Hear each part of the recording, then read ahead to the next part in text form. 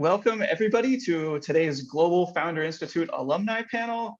My name is Dustin BETZ. I'm a community manager at the Founder Institute. In that role, I sort of act as a liaison between FIHQ's grad success team, which worked with all of our alumni, and then our HQ marketing team to help share our alumni's stories from across the FI Global Network. For those of you who don't know Founder Institute, we are the world's largest pre-seed startup accelerator. We've now helped launch more than 5,000 companies across more than 200 cities. And if you're interested in learning more about Founder Institute, we are currently enrolling for programs on all 6 continents, and you can see that list of enrolling FI programs at fi.co/enrolling. With me today as my co-host is our global EIR, Martin Martinez. How are you doing, Martin? Oh, doing all right, Dustin. How you doing today, my man? Great. Oh, fantastic. Well, thank you all for joining us again, as Dustin so kindly introduced me. My name is Martin Martinez. You can call me Martin. It's easier to say.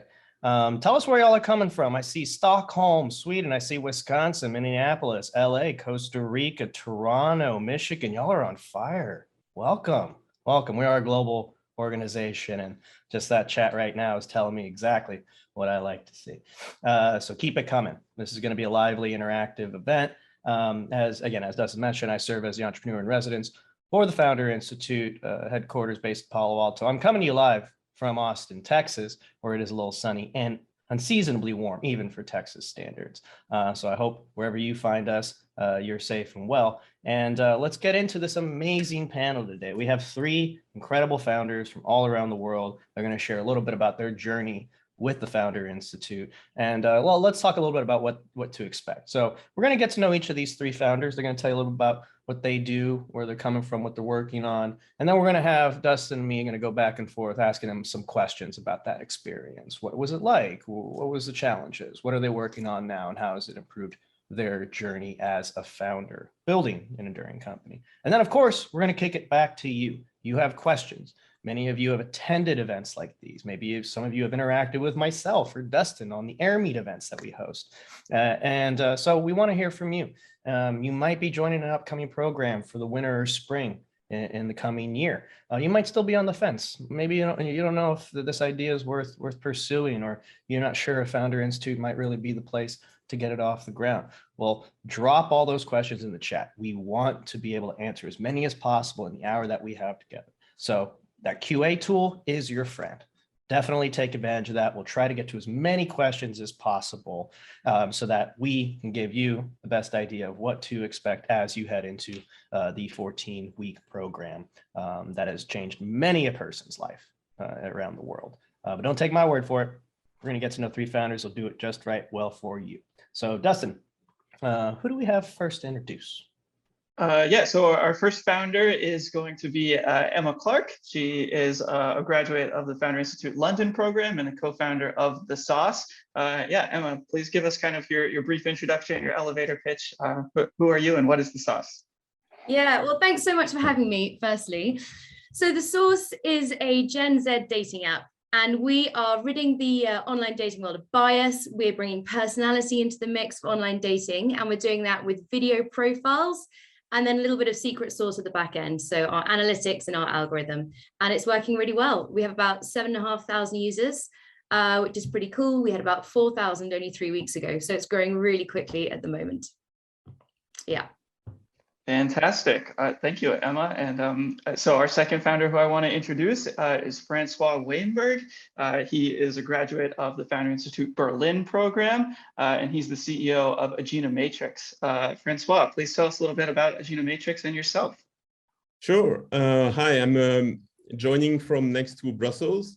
I'm the founder and CEO of Ajinomatrix.org, and I just graduated also from the Founder Lab.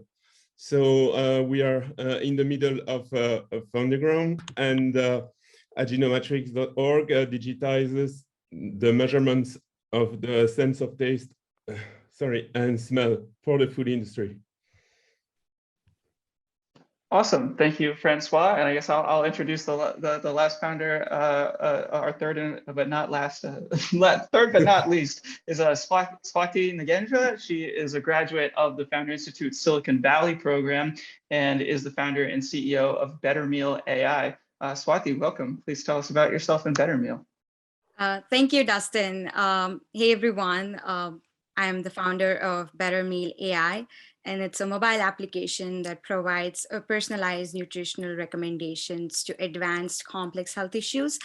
We are in our beta phase right now, and we are launching like pretty soon by next year. And I have a lot to share about the journey with FI so far and building the company. Thank you. Perfect. Yeah, thank you, Swathi. And so, yeah, as Martine mentioned, I just want to be, really want to encourage everybody in the audience to don't hold back, ask your questions. We have two team members who are there, like monitoring the chat, Felicia and Elisha, who are going to help bring your questions to us. So don't hold back as we kind of get started. As they come into your head, just drop them into the chat, and then we will start asking them. And so I'll kick it off first with this is kind of a two-part question, and we'll go address it. So I guess everybody can answer this sort of in order. So Emma first, but the two-part question is: at what stage were you when you first joined the Founder Institute, and what was your biggest reason for why you decided to join the program? So Emma, do you want to take that one first? Yeah. So we actually had an app on the App Store when we joined, and we were quite far on in our journey. We were two founders, we had a team, we'd already done loads of validation in London. I think we'd spoken to about 5,000 people by that stage, but something just wasn't kicking, and we just weren't getting users on, and we didn't have the product right, we didn't have the marketing right. There was something just not quite right. And I think what it came down to was neither my co-founder or I had a marketing background originally, and we just couldn't quite figure it out. Something wasn't working. So we looked at accelerators that we could join. We found the Founder Institute. It was the global leader, the biggest one that we could find. And we joined. And actually after that, we ended up through the program, in consultation with the mentors, everyone else. We actually took our app down off the App Store. And I guess it kind of looked crazy to everyone at the time that we were doing that, taking a massive step backwards. But, I don't think we'd have done that on our own if we hadn't had the advice that we did at the time. And we just completely rebuilt from the ground in a much more structured way, going through all the different steps of the program. And it really worked well for us. So, yeah, that's the stage we're at. What was the second part of the question? The second part was, what was your biggest reason for deciding to join? That's it. Yeah. Perfect. Yeah, super interesting. Like you said, kind of unconventional, having taken the app down and then relaunched. So yeah, very interesting. Same question to you, Francois. Next, what stage were you when you joined Founder Institute, and what was your biggest reason for deciding to join the accelerator? So yes, Ajinomatrix is a really complex project. So we were studying it for about 20 years. The convergence of AI and sensory science. And I decided after being in Berlin that after meeting the director of the Founder Institute, that it would be the time to join. So it was still at ID stage in terms of how to develop it. But I had previously founded in Israel. And why I joined the program, I really felt that it was crystallizing what we were able to do in terms of developing the project further. And I discovered in the process how to integrate the 5 revenue models that we work on today. Awesome. Yeah, very interesting. So that 20 years prior that you had been working on sensory tech, Francois, I mean, that was you come from more of an academic or technical background and then transitioned into being a founder. Is that right? Sort of, yes. But I'm an economist by training and by a diploma. So at the same time, I'm also an industrial collaborator at the AI lab at my university in the Polytechnics Institute. So it's really a hybrid, and Ajinomatrix is also a hybrid organization between a research foundation and a startup. So there are all of these aspects coming together. Perfect. And final, same question to you, Swathi. What stage were you at when you joined Founder Institute? And what was your biggest reason for deciding to join? Sure. I think unlike the other stories, I was really between ideation and prototype. So I had this great idea, and my background is in data science. I was a data scientist. So I used that knowledge to develop algorithms, and I was talking to people to develop an app out of it. But there was not really like good advisors around me who could advise me along the journey, like, what is the right way, when should I develop the app, is there anything I should follow? There were a lot of things like coming in between ideation and prototype. Really, is this the thing I want to do? Like, that was another question. So all this kind of pushed me to take that decision to join Founder Institute. A lot of my other friends was talking about that, and I was really happy when I got accepted into the program. Really, it's a lot of work, to be honest, like 30 weeks per hour. It's not like a single hour you're wasting. You're actually learning through the process. And I learned a lot about my own self along the journey with Founder Institute as well. Like, what are my positives? What am I good at actually? What do I lack in? So I could really apply that while building the company, so that I was not making those common mistakes. And the mentors were available like pretty much all the time. I think I was the one person who had a question like in every session we were meeting, and they were up for everything, like literally everything. I think even the name wise, I had named it like something else, like something like Shop Natural or something.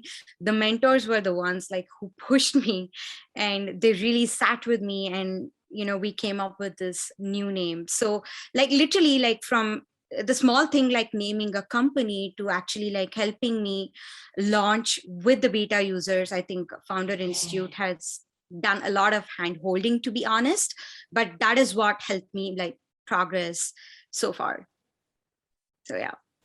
Awesome. Yeah, thank you, Swathi. The audience questions are starting to pour in right now, so we are queuing them up and getting them ready. I guess I'll kick it off first, and then I'll turn it over to you, Martín, to ask a question. But so this is an audience question from Devin, and I don't know for sure that anybody will be able to speak to this personally, but he asks, were any of you working another full-time job during the program? This is sort of a thing that's unique about Founder Institute. Like, we're pre-seed stage. A lot of founders do come in, having a full-time job and sort of trying out whether they want to, go full-time on their startup. So it sounds like, Swathi, do you want to take that one? Were you working a full-time job when you joined? Yeah. Yes, I was working on a full-time job when I joined, and worst, it was a travel job too. But the program is developed in such a way that I could actually like do my day job as well as do the program like pretty comfortably. Like I was serious about my company, so I really wanted to put in those 30 hours. It might just like, feel like, okay, it's 30 hours per week and I have this day job as well. But I was pretty serious. I wanted to pursue this whatsoever. So I put in the required time. And like I said, in each hour, like I was really like, like learning something new about about my own company and about building the company, and also progressing with that. And I think second part of it is like the day job. I think I was at a stage, this is for me, I was at a stage where I could comfortably put in those 30 hours because I had taken like a lesser load of work at my workplace as well. So it worked out really well. So, but I guess like finally to close it, it was good, comfortable 30 hours. Anyone can put in, even though if you have like a tougher job where you are like dedicating more than 8 hours or 10 hours per day, still I could put in those 30 hours. So it was like that comfortable. That is a lot to balance, but yeah, it sounds like you were able to transition. You were at a good place with your full-time job where you were able to like taper off as you started to focus more on your company. So we do tell founders to prepare for, especially when you get into the real, maybe not the first few weeks, but when you get into the center of the program, more than 20 hours a week is like typical. So it's no small thing, but it sounds like you did it very well. Emma or Francois, does that scenario apply to either of you? Or either of you working on anything else when you joined FI? If you know from Emma. In my case, no, me neither. I concentrated fully on the program. I'm an artist, so I produce some content, but the main thing is that I fully concentrated on my project because I wanted to have it fully fledged and out in the nature, and it succeeded. Yeah, me neither. Full time. Full time.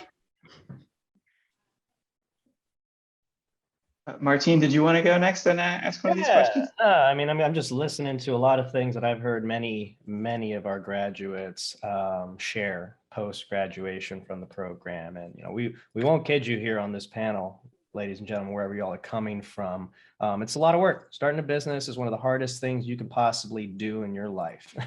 So thinking that you're just going to come in and get a nice little certificate, a pat on the back, and, you know, Elon Musk's going to be your best friend in a month, you got to really manage those expectations coming into this. And these founders come in on day one, knowing that at some point, even if they do have a day job, which the program is designed to allow you to do, since we do host these sessions once a week in the evening, so that you are able to still provide a living for yourself. But at some point, you will take that leap and build the business. So this is where we set you up. And at the very beginning, it's the most critical. So let's talk a little bit about just that community that supported you early on. Swathi, you spoke to it a little bit, right, as on the first question that came in, the mentors. But that is a very critical thing that the Founder Institute provides to founders right at the beginning before you even realize you needed it. Swathi, you gave a really great example as to just the branding. You came in with a different name changes. Best time to change your name is right at the beginning when nobody knows what you're working on. So let's kick it over to Francois for this as well, to kind of piggyback off that answer. Tell us a little bit about at least the Berlin mentor community that you got to work with. Were there any breakthroughs that happened during your journey with FI and the core program that really just gave you an aha moment? Yes, absolutely. It is called a special assignment, and it is because you noticed my difficulty to speak in public. I'm very shy. So I had this problem of not performing well enough for the pitching. And as a consequence, I had a special assignment, first in pitching, which helped me a lot. But the second aha moment was especially when I had to redesign the business models. And I presented not 2 like asked, but 5 in total. And we are today running with these as a revenue models. We probably have 4 business models or ecosystems, and this is really constructive of how Ajinomatrix is running as of today. And it has been validated by VCs. Basically, all of the building blocks that we have constructed with the mentor ecosystem in Berlin is what Ajinomatrix is made of today. So the DNA really came partly from the program. Fantastic, Francois. Emma Clark, same question to you, my plant partner in crime. Yeah. We've spoken to mentors all over the world with FI, and every time we've had a pivotal decision to make, we've just been able to find an expert in that area. So a branding expert, a machine learning expert, a data science expert, someone who is like the best of the best. The access to mentors grows as you're in the Founder Institute for like longer. And as you become more involved, you get access to more people and perhaps senior levels, which is so useful. I remember one meeting that was like a real turning point for us, and someone just drove into us like growth. This is the only thing you can do. And from that moment, we kind of really changed our mindset. We were being too perfectionist before, and then we just kind of we really changed. And it's a pivotal 15 minutes of my life. Like it really was. It was amazing. I would say when you first start the program, you're going to get some tough feedback. And, everybody turns up with like, I've got the best idea ever. I'm the best person to do this. And I know you guys are like really experienced in your fields, but the only experience I have in dating is dating. So like, there's no kind of other experience I had to apply there. And, they're questioning you and they're like, who are you to do this? Like, why is your idea the best? Like this, and it's really tough. But that kind of tough criticism and that tough questioning is what makes you really come out with a really good business model that's going to survive. So I would say embrace it. expect it to be brutal. You can't even reply sometimes when people give you pitch feedback. That's really hard, and that is so tough. I remember one guy being like, yeah, I don't think video delivery is just there yet. And I just wanted to be like, TikToks exists, man, come on. And you can't, you just got to sit in your hands and you got to take it. And it's a real lesson, but it's amazing. It's so good. Amazing. Rounding this out, Swathi, you already mentioned the rebranding piece. Anything else that you recall that was really striking through the mentor community that led to some breakthroughs? I think a lot actually than one single rebranding.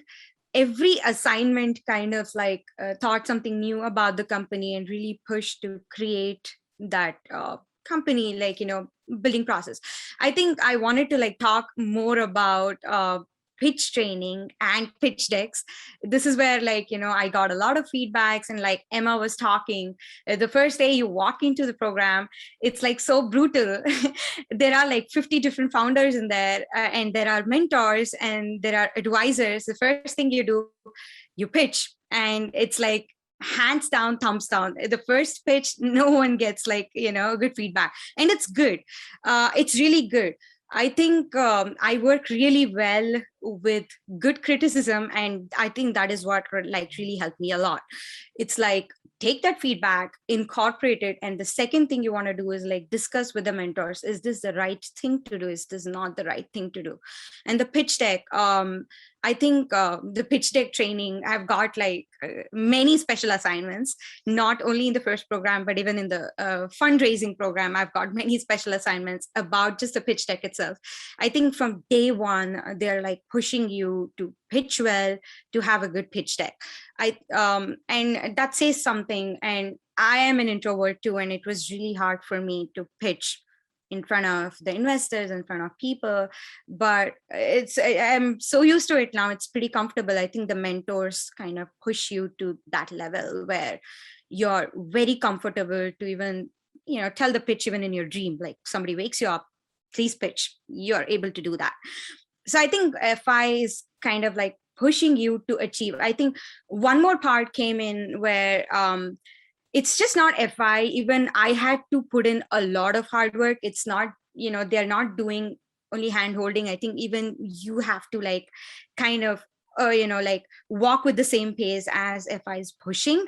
I think that is where like the magic happens. It's they do everything for you to excel, but I think it's upon the founders to kind of push themselves, like come back with questions. It's not like I finished the assignments, I have finished a pitching today, I'm done.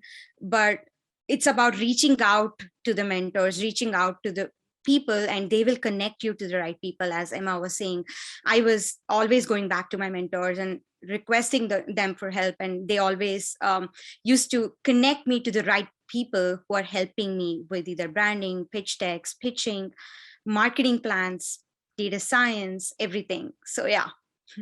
Oh, fantastic. One thing I'm gathering from all of these responses, and again, audience, if you have questions, use that QA tool. It is your best friend. The chat is going nuts. We can't get to all of them. We might lose questions. Use that QA tool. Again, one thing I'm gathering from all these responses is just that you're able to push yourself a little bit more outside of your comfort zones. Things that you thought more initially were shy about sharing, you're very open. You can wake up in the middle of the night and be able to riddle off that minute pitch that I know all of y'all are so good at. But you weren't necessarily, or you weren't prepared or comfortable putting yourself on a stage. Even in this event where we have, upwards of 130 people right now, asking you all these amazing questions.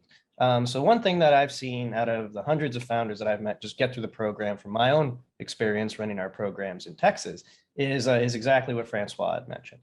You become a phenomenal public speaker. If there's any skill that you build outside of just building the business, you become so confident in what you know and how you're able to articulate it in front of an audience, whether you of strangers or friendlies or investors, doesn't matter. You are able to really come in with confidence. People understand what you're doing in a very succinct way, regardless of where they're from, what they're there for, and even how you're feeling that day. So it's a lovely thing. It's a lovely thing to see. Let's go to another question. I think I saw somebody in the audience give me something really amazing about, well, actually, as I look for that, Dustin, I'm going to kick it back over to you.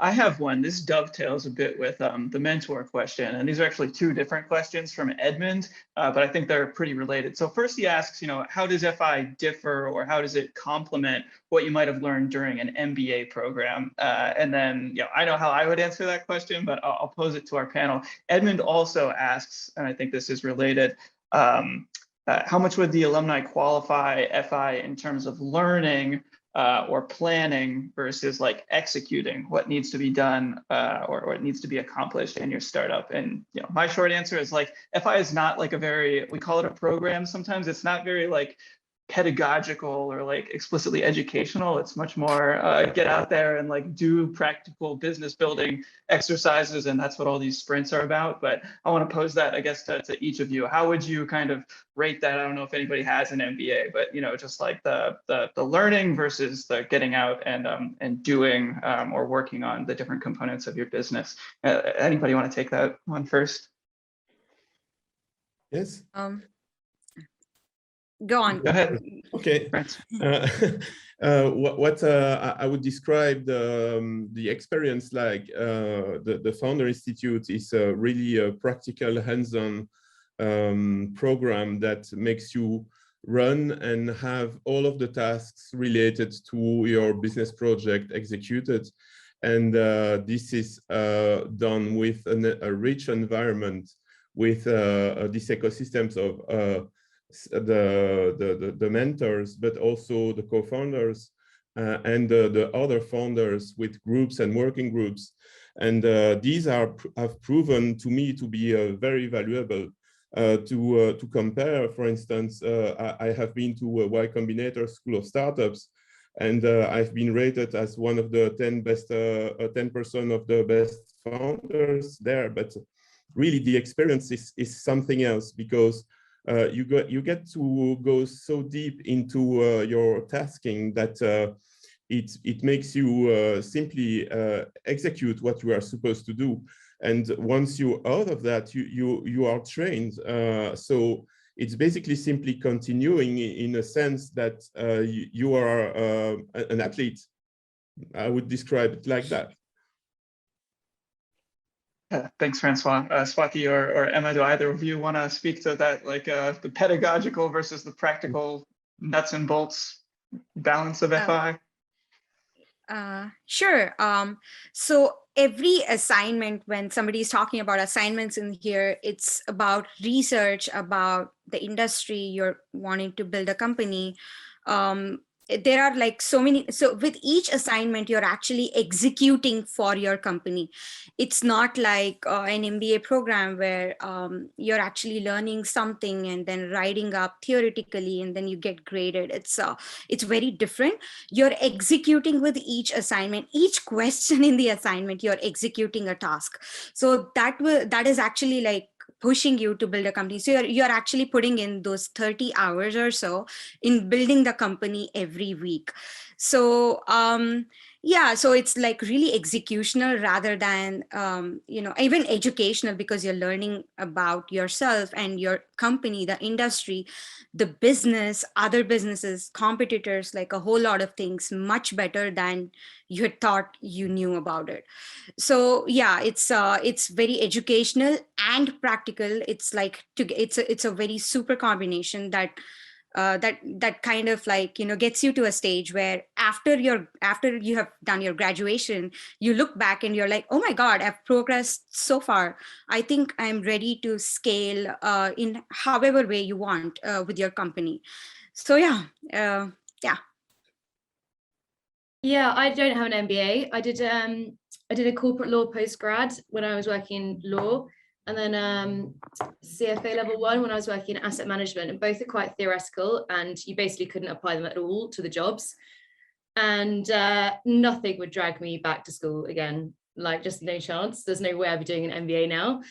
This was perfect. It's so practical. Like, we're hiring someone new at the moment, and I'm still using the onboarding documents that I wrote back in our program like a year ago to onboard people now. So it's so useful. It's so useful.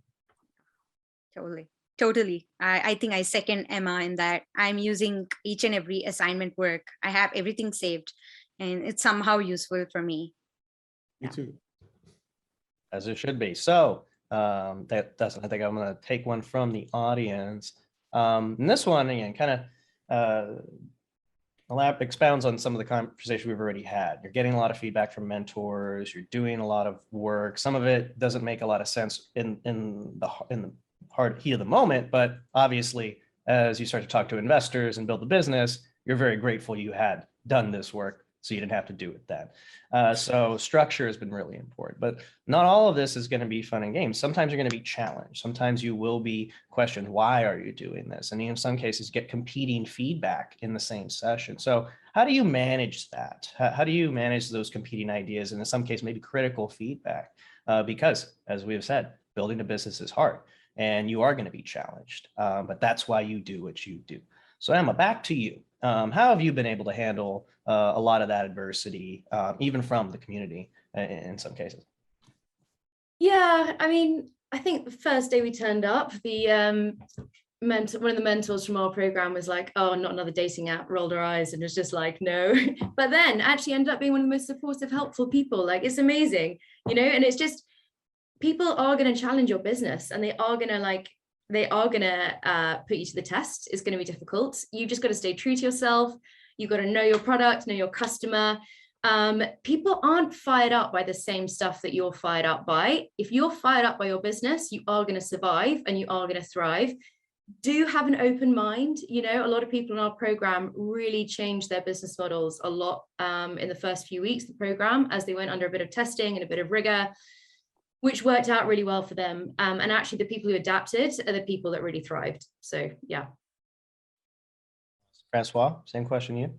Yes, in my case, I have to answer in a customized way because I brought my own answer to this issue, especially through the founder lab and the dealing with the investors. They can be sometimes, as you know, very, very tough.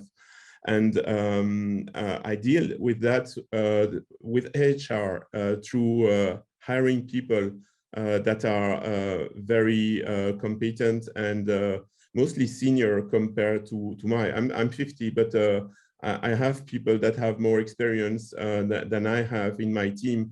And it's very important because when you get this challenge, I'm kind of playing with my co-founder, Joel Belenson, good cop, bad cop, and it gets the message through in general, because where I sometimes still lack a bit of business experience in order to be able to convince and to really strike through, the idea is that I can get this compensated with my team, and generally it works out completely well.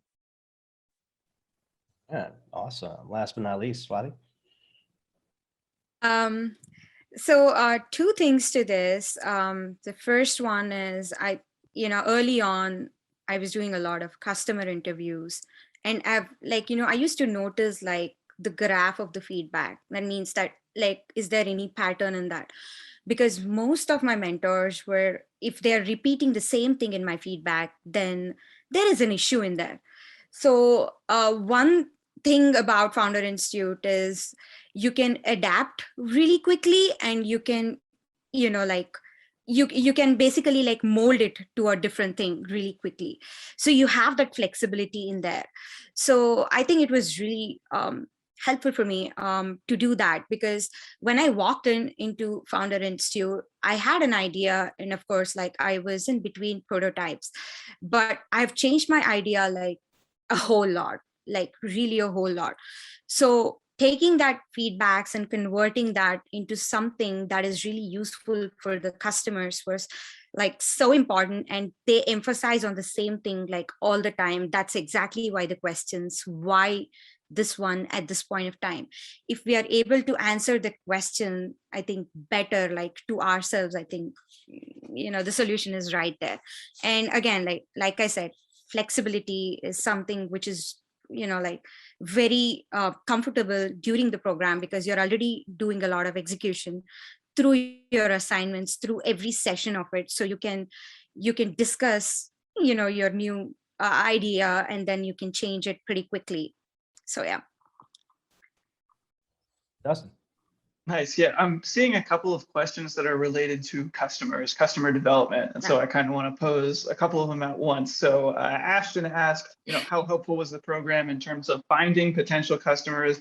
Asks if, mentors or their, specific areas of expertise helped in customer development in any way. And Edmund asked a similar question that he said, I understand many companies are at the idea phase, but for those who had a product, I guess, coming in, did anybody recruit, first customers during the program? I feel like I want to turn it over to you first, Emma. Didn't you? I think you talked about customers and certainly talked about coming in with a product and then, taking the product off the App Store and pivoting. What was your experience with customer development during the program, and if mentors helped in any way with that? Well, to date, I don't think we got any mentors on the dating app, which is sad, but we live. But we were really given a lot of advice on how to approach our customers, ways to meet people. We did a lot of that stuff ourselves. What we had was advice on how to structure it, how to go off and do it ourselves, but actually we did do it ourselves.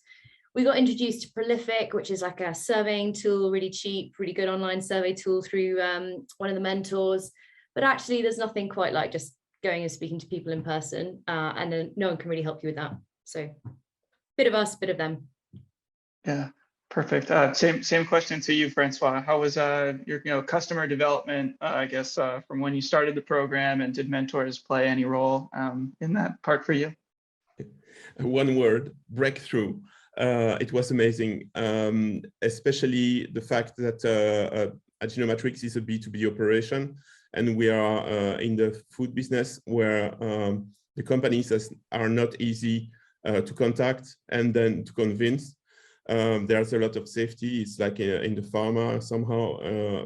So there is this aspect of the market studies that are present in the program. And what is so important is that there is the time component, that it's stressing and stressful to get the result in time from 1 week to the next one. But at the same time, the program adapts to the fact that you are B2B or B2C. And the requirements might not get to be the same.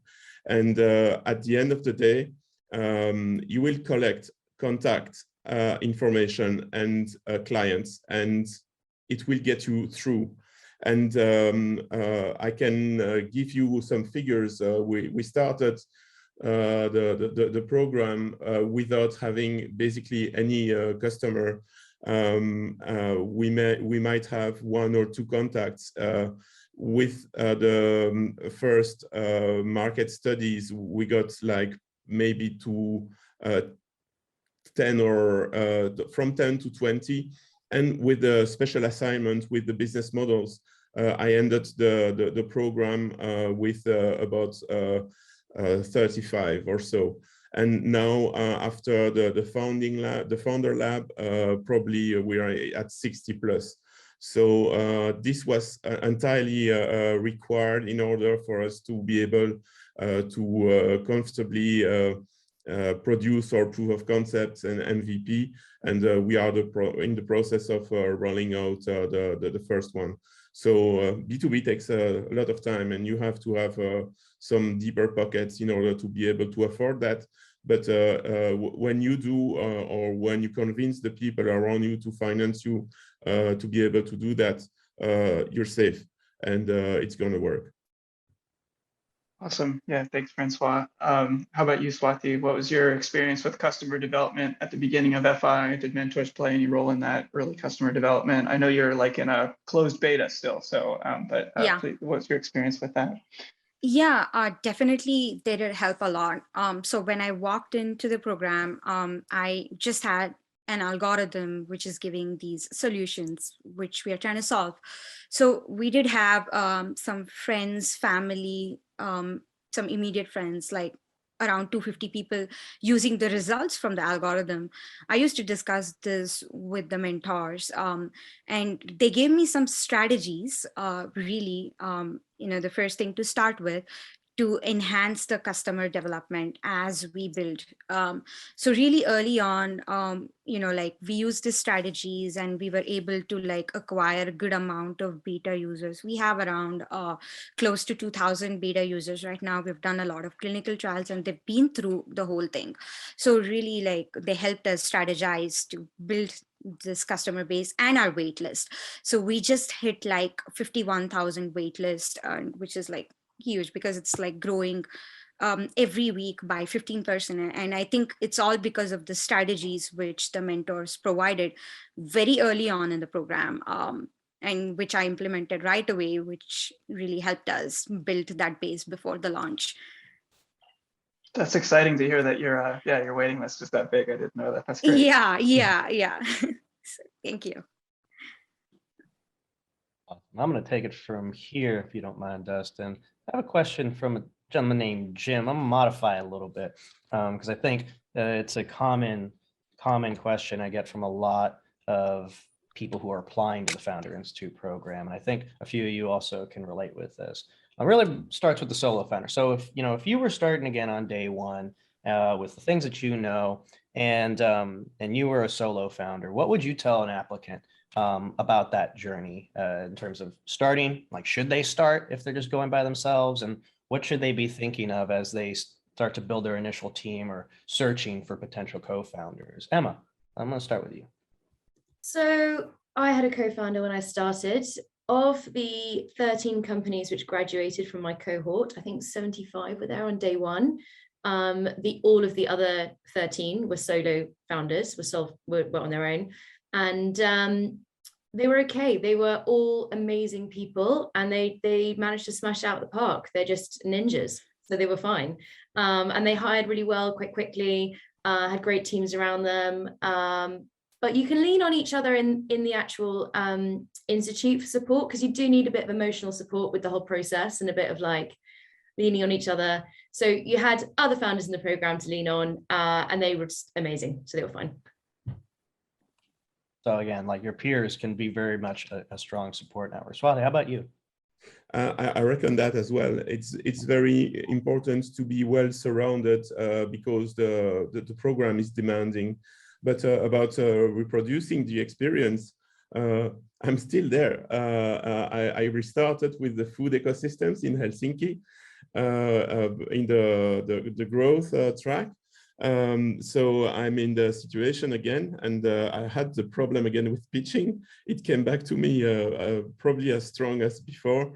What I would tell to someone in that situation starting the program is that whenever you're believing enough in your idea, you have a unique opportunity to prove it, and it's really worth it's worth doing it, because basically no one is going to be able to tell you the outcome by asking. You will be finding out by doing, and that's a completely different experience.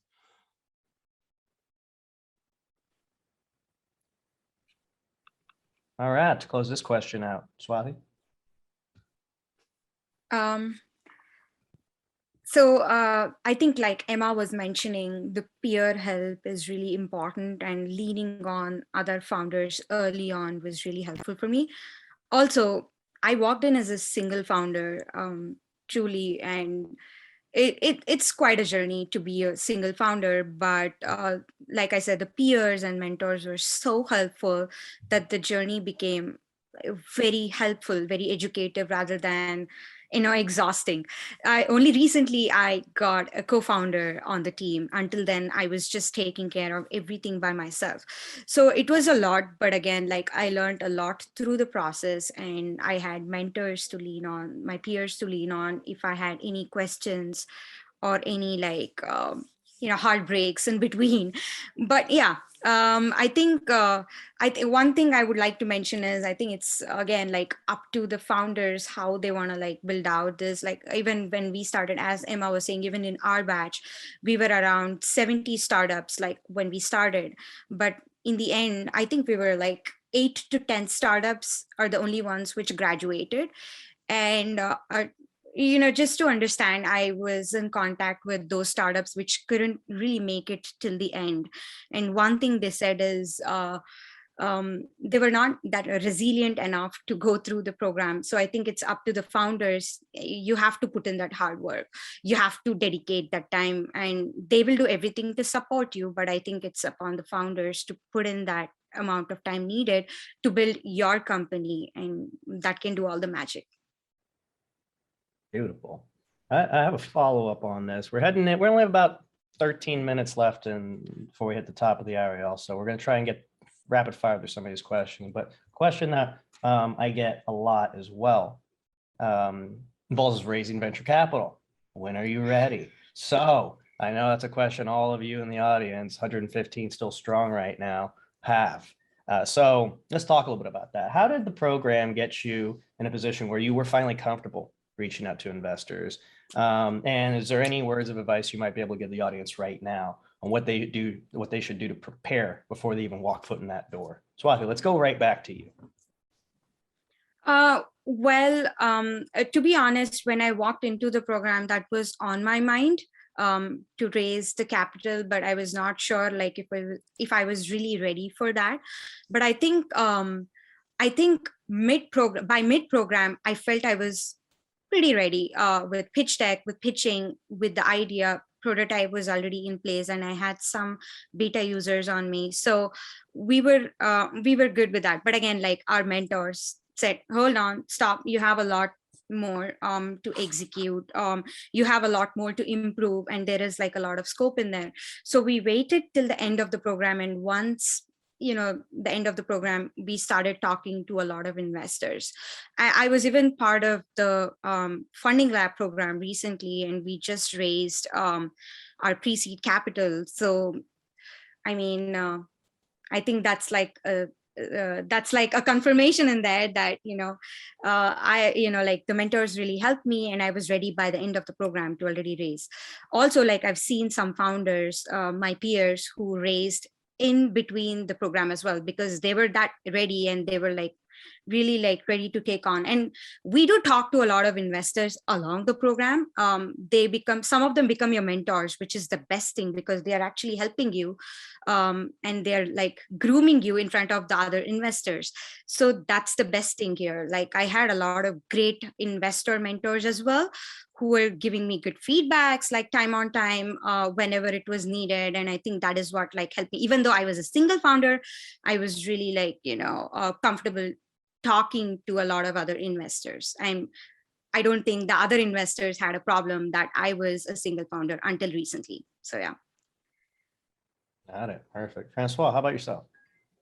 Well, I have a kind of special experience I will share with you, because when I ended the program and graduated, I was contacted by a single Saudi investor, which in the end proved not to be so serious. And after investigating, it might have been someone in the boiler room or in London or something like that, someone like that. And basically, we were quite annoyed because the offer was great. And basically, I was conscious of it the whole time. But what we did is prepare everything as if. And it was super useful, because when I joined the founder lab, I was basically ready to raise. I had most of the documentation ready, and everything was there to make it a success. So what happened then is that we got through this whole list that you have to go through to contact the right people, probably over 200, and then what happened is that I had this breakthrough meeting with an investor on the second meeting, first starting to deploy everything they were asking for, and bringing in my co-founder, who actually raised before about $120 million. And what happened then is that I was basically exposed like someone you push the nose, milk was coming out like really with not so much experience. And we were complementarizing in such a way that we could make it. So I think what's the most important thing is to be ambitious and try to surround yourself with the ecosystem that there is. We have someone in our board from the Founder Institute who helps us, for instance, with the contracts and these type of aspects. It's really useful, and it gets you through with success. Yeah, we took investment about halfway through the program. So I think we had a pretty typical fundraising journey. So we started off like friends and family round, then we went up to equity crowdfunding, then we went up to like bigger angel investors and, then VC meetings, which I think is fairly standard. I think it's quite unusual for someone to do their first raise not from someone in their personal network. That's what I'm gathering. Anyway, we raised about halfway through the program, the first amount of money with a seed fast. We ended up closing that round off actually about 6 months later when we had to. We took money in a sort of tranche fashion. It's been working quite well for us. So, your first investors get a better deal than your later investors, so on, so on. Were we ready? Probably. I would have liked to have done Funding Lab, which is the follow-on program that you do before we took any investment, because it's really useful. But actually the team, the Funding Lab team were really helpful to us, and they took meetings with us like way earlier than they needed to, just to help us take that first investment on and make sure we were getting everything correct. Before we even graduated, the grad success team looking after us just to help us with that bit, to make sure we didn't make any mistakes, because there are so many mistakes you can make with fundraising. We made a couple. Totally. That's okay. So we made it. That's it. Yeah. Yeah, I want to second Emma with this. I think I'm talking to our mentors like every now and then about the terms whenever an investor reaches out to us, because there are so many mistakes we can make. Even we made mistakes, but it's part of the journey. I think the best part of FI, the way it trains you, is you're ready to unlearn and learn faster. So I think that's the best thing. So yeah. Yeah, I would add to that it's still possible to sometimes make mistake. I'm from Europe. Normally, you cannot make so many mistakes when it comes to investment here and entrepreneurship. But for having my brother, for instance, start over with several projects, and my other brother in the Silicon Valley with shapescale.com, the thing is that you're still allowed with the program to make some small mistakes, and you will be corrected. And it would be a mistake to go head front to investment tackling. And the founder also helps you with that, saying, okay, look, we have this program at the Founder Lab. You should wait to be ready to apply for it. And then we will see, and you will be accepted. And the procedure is so clear and so straightforward. And it's very difficult because you have to commit 30 hours plus in excess of the management of the company, but it's totally worth it. Amazing. Awesome. Dustin, we only have a few more minutes left, but what else we got? Yeah, we only have a couple of minutes left, so I'm going to move to our final question here to ask each of the founders in turn, and that's the question that we usually wrap up on by asking, just what tips would you give somebody, a founder, in order to be successful in the program? Looking back on it, just what is your number one piece of advice for somebody who is just getting started enrolling? Emma, do you want to answer that one? Yeah. Glad I got to start. So what would I say? Right. First one, don't be a perfectionist. There is no benefit to that whatsoever. Look, you've got so much stuff to do that's more important than making sure that your answer is structured really nicely. Just get the information down on the page, get it done, do the exercise, get it done. Don't miss a week's work or anything like that. Just don't fall behind. If you fall behind, it's so much harder to catch up again. Ask loads of questions. They're there to help you. Don't be offended if people offend you. But I think that's probably all my advice, really. Oh yeah, and just keep going. Just hang on with your fingernails. Like, even if you think you need to drop out, don't drop out. You can stay on. Like, I think a lot of people dropped out when they didn't necessarily need to. Yeah. Because they were just emotionally exhausted and tired, just really knackered. It's not that bad. I'm making it sound worse than it is. It's a bit tiring. But anyway, don't drop out. Hang on with your fingernails. It's totally worth it. That's my advice. Yeah, good advice, definitely, for anybody on perseverance and just being open to critical feedback. Yeah, that's great. How about you, Francois? What advice would you give to somebody just thinking about enrolling into the program or just getting started? I would say one thing that is very important is try to get ahead. And in fact, yes, not getting behind, but getting ahead, trying to be at least 1 week in advance, because it really helps you to understand what is the aim of the questions deeply, and also to try to be exhaustive, complete in everything you do, because then there are no, it's watertight basically, and you are safe. And the next advice that I could say is just believe in yourself. You are doing something great. And when someone comes to you from the Founder Institute or in the nebulae of the program and tell you something that doesn't convince you, like an observation, really think, because those people have so many experiences and are ahead in most areas, that it's worth to take the time to find out, and not to be too proud. And that is, I think, for a founder, a great quality that is recognized very much afterwards. It has been told to me as a consequence, because I was not always like that. Definitely, that's great advice. Thank you, Francois. And how about you, Swathi? What are your tips for somebody just enrolling into the program or just getting started? Yeah, sure. So just start off, don't underestimate yourself that you don't have customers, or you don't have a prototype, you're still working on the idea, whatever it might be, or you might be a single founder. Just start off. It's totally fine. I think you will learn and execute throughout the program. Second thing, book office hours. Don't take this lightly. This is where all the magic happens, to be honest. Please do book office hours. Like, you need that mentorship, and we are all not perfect. We can definitely learn, even though, like, if you're talking for 15 minutes, you can extract a lot from the mentors. I think third thing is, don't be stubborn. Like Emma said, don't get offended and don't be stubborn.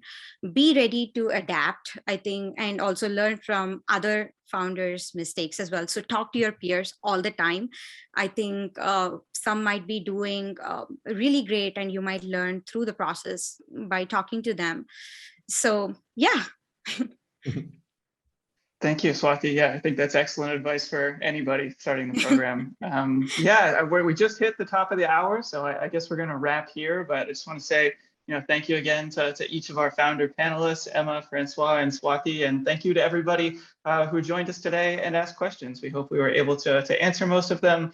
And hope everybody enjoys a great end of the year, and stay healthy and stay safe. Thanks, everyone. Take it easy, y'all. Thank you. Thank you.